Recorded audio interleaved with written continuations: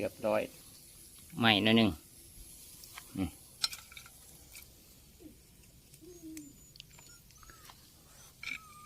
ไฟแห้งโคตรไฟแห้งโพดเบิ้งตัวนี้ขามันอีกหน่อยหนึงมาเด้อพี่น้องเด้อนี่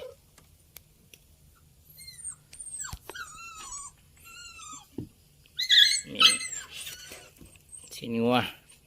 บกินก็ได้ไหมนะเอามาโซ่ซื้อเมนูไม้เฮานี่เป็นกบทาปลาแดกคอลลาเจนนี่เบียร์ป่องหนึ่งพอดีต้องกินข้าวแรงมื้อนี้นะโอ้จวดแบบนี้นะอยู่เฮือนไม่ต้องไปใส่ส่วงโควิดระบาดหนักเอาเลยเด้อพี่น้อง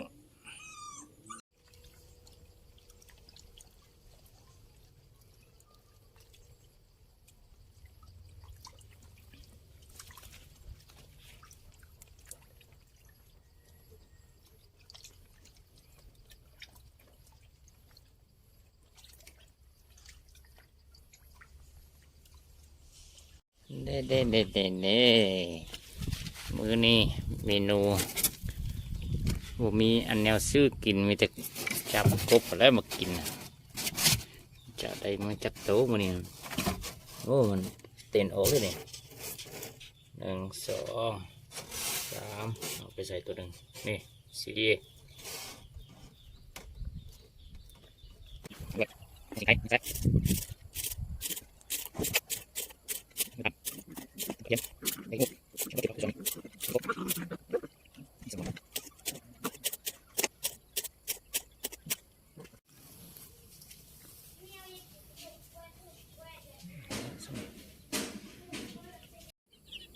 นี่ไปซอกได้แล้วมงยานี่ใส่ใบมันขาวแล้วก็ตำใส่กันนี่เดี๋ยวคอยเบิ่งไปเด้อตำวันนี้นะนกไทย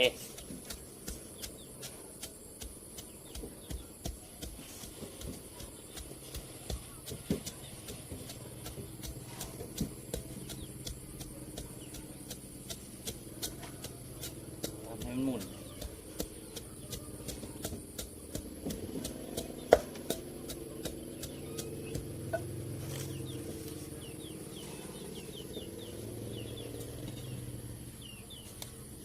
ทานด้วยขาเอากินนี่กินนี่ล้างกระซอยมันนิดนึง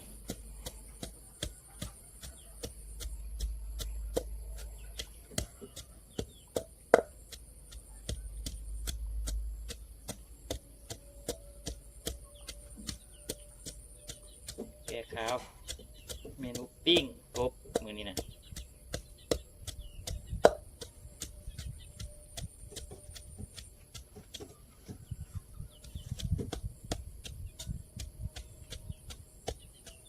กบยัดใส่มันออกแล้วแสบใส่อันนี้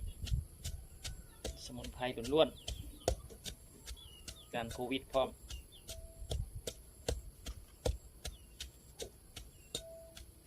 ตามด้วยใบกีฮูด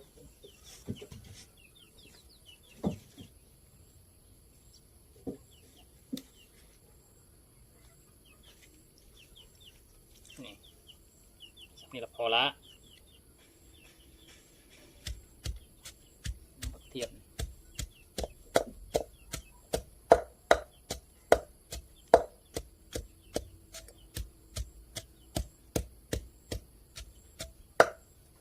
เด็ดมันอะไรดีเนาะ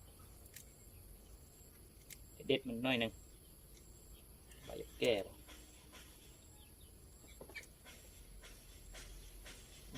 ยิ่งมัน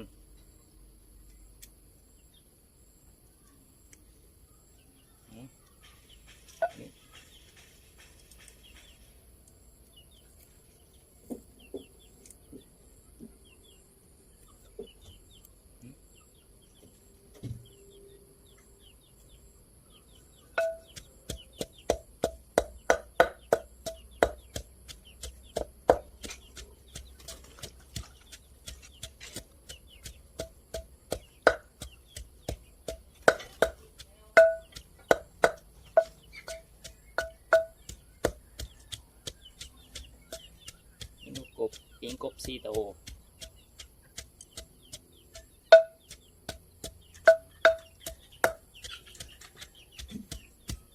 สไตล์เขาเป็นเอาอันลอกหนังมันออกเอาหนังมันทอดตั้งฮะ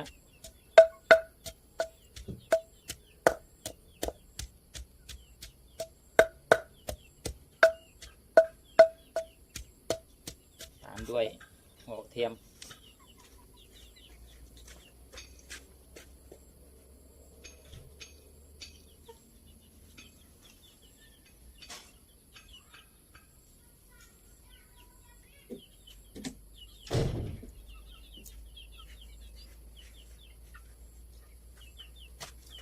เทียมนี่มาเลยอ่ะ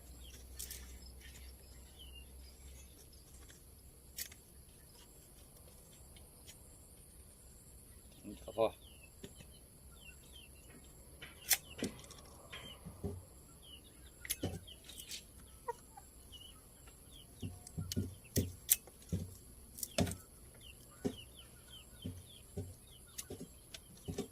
สมุนไพรล้วน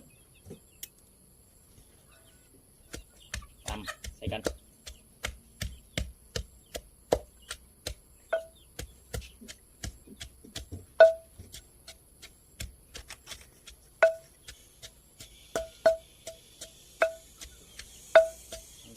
ส้มกันดีๆแล้วเอากบมายัดเข้าไปนี่กบมาละ4 ตัวลอกหนังเรียบร้อยจากน้อยเสียเอาเครื่องยัดใส่ตามเรียบร้อยละตอนนี้นะเข้าไป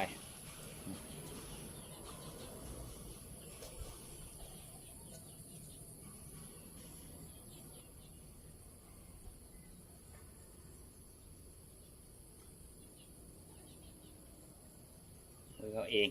กินเองบอกเป็นยัง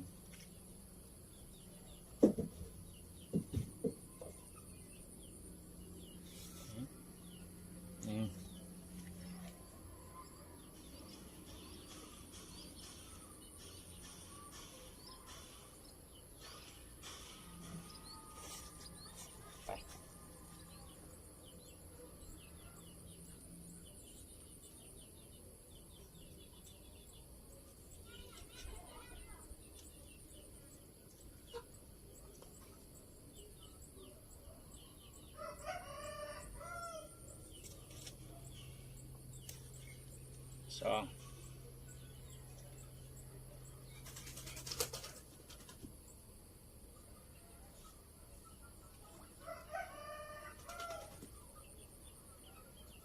กินสมุนไพรตามโควิด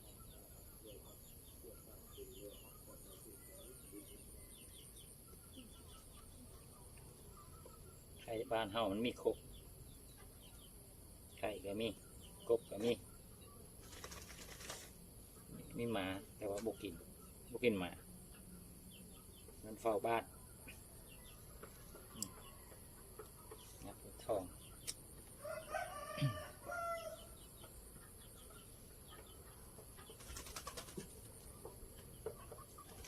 ตัวนี้ตัวผู้น้อย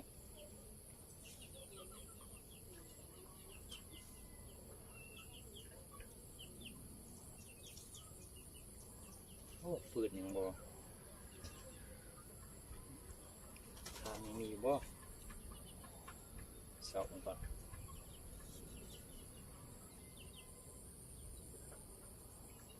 นี่โอ้ครับอันนี้นะตัวใดนักสิตึง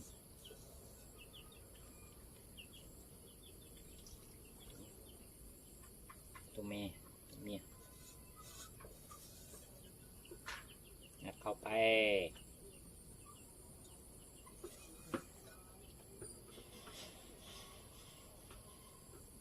นี่เรียบร้อยป่ะนี่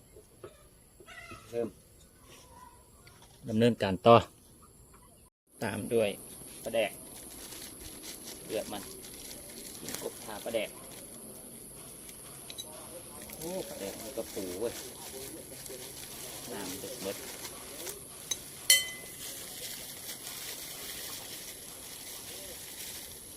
โอ้กระปูตามคัดอันนี้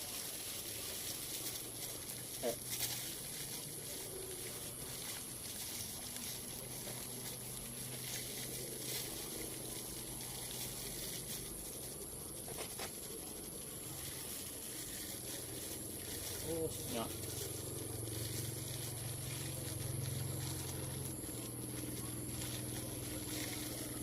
แดกกระปู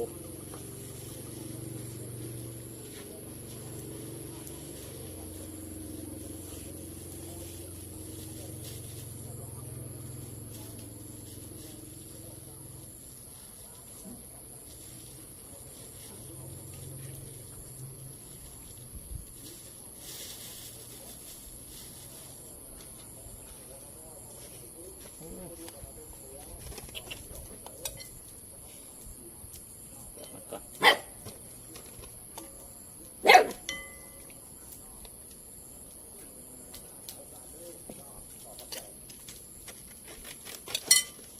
โอ้มีหมามาซอย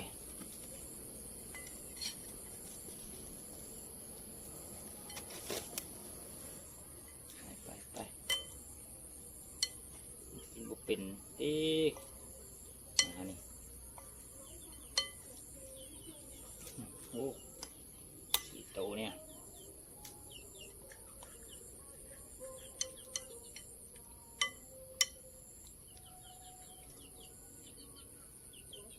แสงไว้ฉะนั้นได้ปิ้งแล้วไฟกำลังติดนี่เวลาเขาเอือบแล้วถ้าปลาแดกอ๋อกระปูนี่เฮ็ดได้นี่ทานเขากำลังไฟกำลังสิขึ้นเต่าโกโบมีเอาเต่าแบบธรรมชาติแล้วแหละวีก็เอาอันนี้มาใส่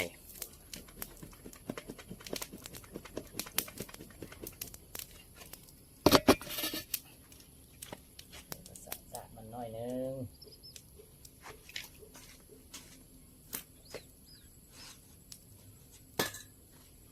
เลยขีดไฟกับโบมี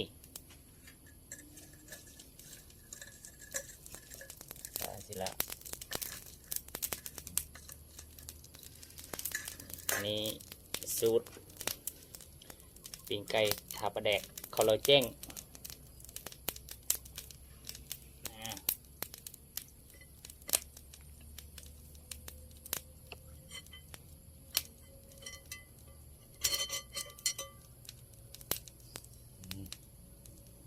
โอ้ยแซ่บ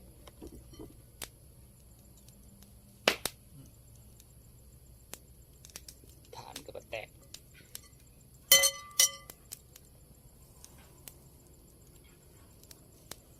สีโตเรือเฟือคอยปิ่งเอาจะน้อยมันเมียนเอาเหล้ามาท่าได้หนึ่งดิมันเป็นคอลลาเจนเบิ้งกดกาเบิ้งก่อนโอ้ไกลแล้วพี่น้องไกลแล้วสปีนมึงก่อนเป็นจะไดโอ้เบื้องสุกละเบื้องนั่นน่ะ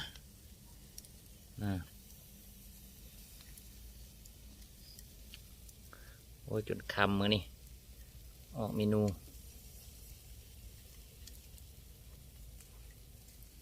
โอ้เป็นตะกินแล้วได้บัตรนี่อีกบาทหนึ่ง